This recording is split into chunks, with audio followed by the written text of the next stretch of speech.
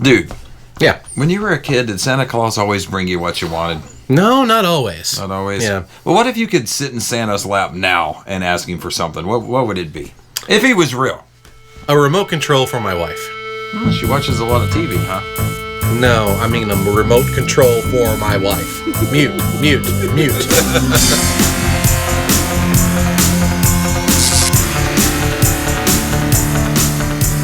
Hello and welcome once again to the darkened room of music conversation. Today we are going to talk about ELO. I'm Chris. And I'm Darren. ELO is one of my favorite bands of all time.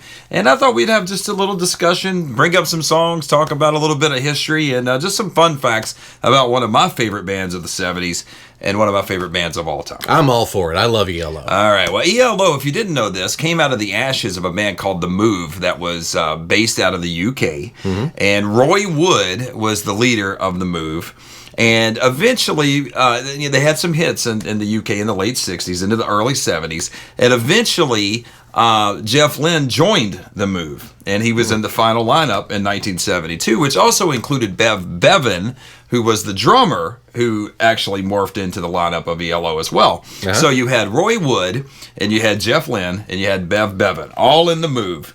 And they decided they wanted to create a rock group that was modern. They played pop and rock, but they also wanted to have a strong emphasis on classically orchestrated music as well. And they wanted to make that blend because they felt like nobody had ever done it. Interesting. Did one of them appreciate that style of music from the get-go? They were big Beatle fans. Okay. And the Beatles use that a lot in their songs. Right. Yeah. But they wanted to take it kind of to another level. You think about a song like Eleanor Rigby. Yeah. And, based on orchestration. Well, Jeff kind of wanted to take that, but combine it with heavier elements of music and stuff. And, it had kind of been done a little bit, but not to the level that he wanted to take it. So that was kind of in the very beginning, what the mission was for the Electric Light Orchestra. Okay. So Roy Wood, very integral in The Move, didn't really last with ELO, but for one record.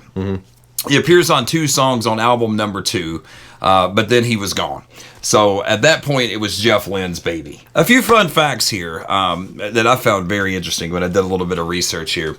I'm still learning as we go along. That's what's fun about a show like this. I'm learning a lot right now, actually. I didn't know this stuff. Yeah. So the first 13 years that ELO was in existence, they sold 50 million records in that 13-year span. Wow. Yeah. Wow. So this is pretty interesting, and I think this is a really cool trivia thing.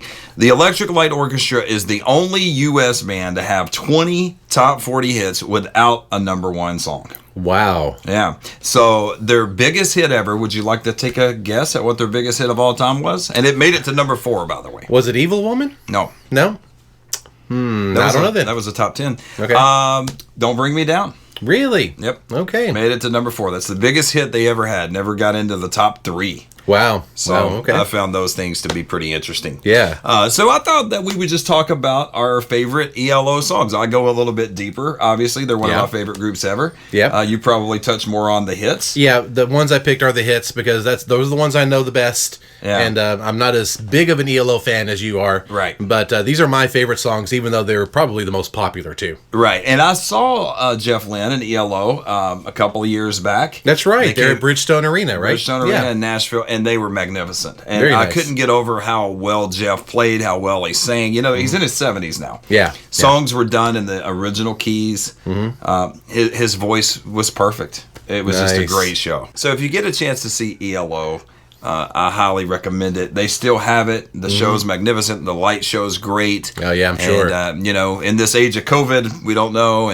But the fact that Jeff Lynne's in his 70s, who knows how much longer he's going to want to do this anyway. Yeah. So it's nice to see those oldie but goodie guys still have the vocal ability and the energy to put on a live show. Exactly. And, the lineup throughout the years with ELO was constantly changing. They kind of had streamlined to 3 guys at one point, Bev Bevan, and also Jeff Lynne, and also Richard Tandy. I forgot he's the keyboard player. Yeah. Magnificent keyboard player. I heard he's not doing the greatest either as far as health is concerned. So he hasn't toured with them the last couple of times they've been out, I believe. Yeah. But it was pretty much Jeff Lynne's baby anyway. So if you get a chance, definitely see him. So we're going to go into some of our favorite ELO moments. That's right, yeah. And I'll let you kick it off. Okay, well, again, mine are mainly hits. Yeah. My number 10 all-time favorite song from ELO is Do Ya. Wow. Do ya want my love? Yeah. Great song. It's been covered by lots of people over the years, including Ace Frehley did a version of it, which was kind of interesting. I didn't know that. Yeah, it's actually really good. Yeah. I love that song, and we'll discuss that a little bit more later. Okay, that's fine. All right. My number 10 is Showdown, a song that when it was out originally, it was John Lennon's favorite song. Oh. Well, that's got to count for something. Right, and it's got that early, you can kind of tell it's got that edge to it. It's got some really cool orchestration. I think it holds up well. Very cool. All right. My number 9 favorite ELO song is "Livin' Thing." You going to talk about it later?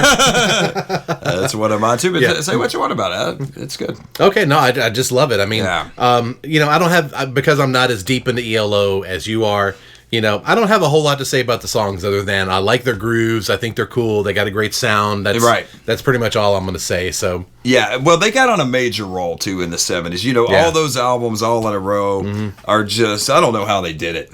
Yeah. I mean, Jeff Lynne was just a machine at that point. I mean, the songs and how deep they are, the production quality, amazing. Yeah, all right. My number 9 is from that same album, A New World Record, which at moments is way up there, man. There's times I think it is my favorite album of all time. Yeah. And it made my top 10 list that we talked about. So but from that album, I'll always love this song, Telephone Line.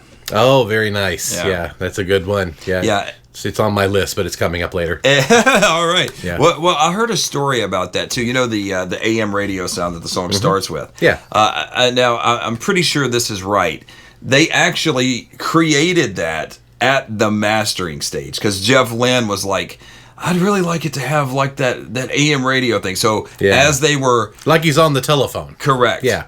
And so as they were doing the actual mastering of the record, they had that effect and they actually dialed it in because the effect goes away as you start singing. Yeah. So I love how that happens. Me too. So they had to get it exactly right. Now, I've never actually got all the different versions and compared this, but I hear that it's different on a lot of versions because they had to go back to the original tape. Did not have that. Oh, there you go. The tape doesn't have it, so they had to recreate it when they went to the digital age. So something to listen for. All right. So there you go. All right, very cool. All right, so I'm next, right? Yep. Sweet Talking Woman is my number 8. Love that one. Yeah, I like it. It's got a smoothness to it I really love. Yeah, and I love the production quality of that one too. Yeah. And that's off of Out of the Blue, which is, man, just a great record. Yeah. All right, well, up next for me is also off Out of the Blue. And this is a song that's really popular amongst their fans. It's called Wild West Hero. I suggest you check it out. It's just a beautiful melody, amazing production, and I just love it. I absolutely love it. Yeah, so you're going to make me go deeper into their catalog. Yeah, well, that's the idea. Hopefully, you out there will go deeper. You just named one that I don't think I've ever heard. It's beautiful. So yeah, I'll have to check it out. It's a gorgeous song. All right, so my number 7 is Don't Bring Me Down. Wow. Yeah, I love the danceability of this one. Yeah. And that was, if you listen to that song too, one of the things that stands out to me about that song is how compressed the song is. Yeah. Which was really unusual for that point in time. Yeah, it gives it a punch. It really does. Yeah, and I love the punch in the song. Yeah, and I'm not big on stuff that's over compressed at the time. I thought it was a really neat effect. It was, yeah. I love that one too. Number 7 for me is also from Out of the Blue. I'm sorry, that's the era that I really love. That's fine. Turn to Stone, a song that I really love. It was engineered by people that worked on, I forget his name, worked on Queen albums, helped engineer that. You can kind of tell the middle section where everything breaks down and the voices get all weird. It sounds like Queen. Yeah. And it does. Yeah, so we'll put that on the screen. I can't think of his name now. I don't think it was Mac. It was somebody else, but he was known for engineering Queen records. So very nice. Yeah. All right, cool. All right, so I'm down to number 6 now, and my number 6 is Evil Woman. Yeah. That's a great one. Fond memories of that one from a kid. I remember hearing it on my parents' stereo. Yeah. I just thought it was so cool sounding. And there's something kind of disco-y about that song. But it just works, man. That little keyboard effect. It's got an interesting sound, and you heard it in disco a lot. Exactly. Yeah. And I'll bring that one up again later. Okay. All right. All right. Number 6 for me is Livin' Thing. We talked about that already. Yes, we did. Just love it, man. Love everything about it. Okay. All right. So number 5 then for me is Strange Magic. Strange Magic. Yeah. And it's got to have the the orchestrated intro for me. Oh, of course, yeah. Yeah, it's got to have the intro for it to be definitive for me. Sometimes I hear it without the intro. It just doesn't have the same effect for me. I understand that because I'm going to talk about that again later for one on my list. All right, number 5 for me is a song that you already mentioned from a New World Record, Do Ya? Yeah, I like that one. Yeah. Yeah, you know, when I made my list, it was really hard for me to actually rank them because I like them kind of equally. Yeah. But, I've got reasons for why I put them in the order I did. So yeah, and, you know, we talked about this with the Police. The Police, I think their singles were, for the most part, their best songs. And I would agree the same with ELO. Yeah. Even though I'm a humongous fan, and there's several songs that I'm going to mention that you probably have no clue what I'm even talking about. Yeah. But still, their hits are just great songs. Yeah. All the way really through. are, yeah.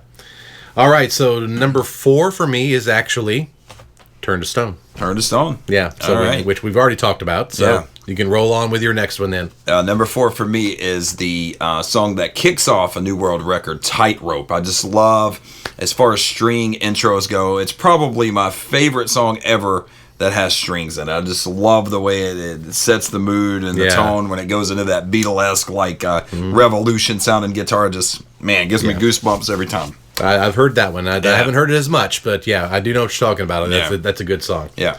All right, number 3 for me, getting into the top 3 now. Oh, yeah. Mr. Blue Sky. Love it. Yeah, I mean, this is the happiest song ever. Yeah, and it's about as Beatles sounding as they ever got, I think. Yeah. I do remember seeing that in a commercial once, and that made me love it even more because of the visuals and the imagery they used in the commercial. Right. I'm like, I'm going to go listen to that song some more. And I really loved it. So. I love it, too. Yeah. And once again, that's off of Out of the Blue, the double album from 1977, and it's just like, from start to finish, man, even though it's a double album, I can listen to it anytime, in any mood, and just love it. Yeah. Any season, whatever. Yeah. And one thing I love about the end of Mr. Blue Sky is where it picks up with the orchestration and all that. Yep. It gets real dramatic and like an overture. Yeah. You know, I love the ending to it. Yeah. Absolutely brilliant. All right. And what a great album cover. I like their album covers a lot, too. Yeah, they're very, very cool. Yeah.